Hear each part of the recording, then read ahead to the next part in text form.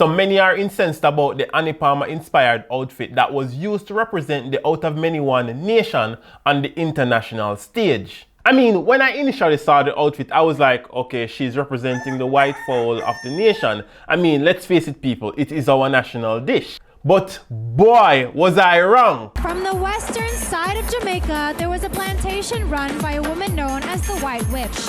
This costume represents her and comes complete with a bedazzled headpiece and wings.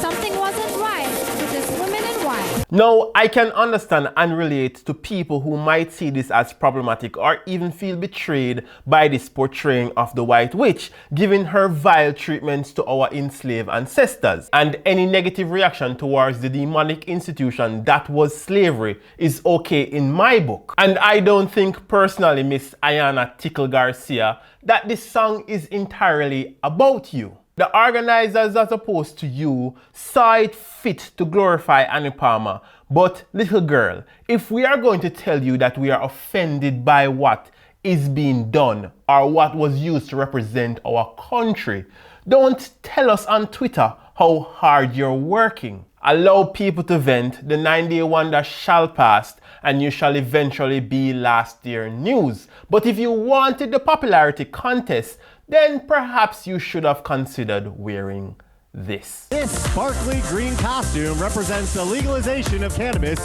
for medical purposes. Now, as unpopular as what I'm about to say may sound, the Annie Palmer legend has made the Rose Hall Great House in Montego Bay a wonderful place and a way to experience the rich history and culture of a country that is second to none, Jamaica.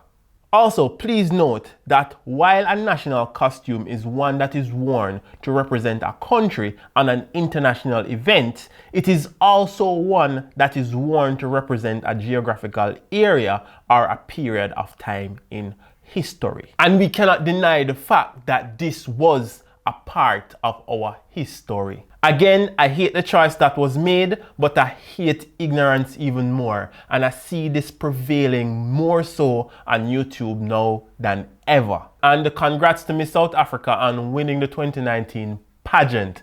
A queen was really and truly crowned.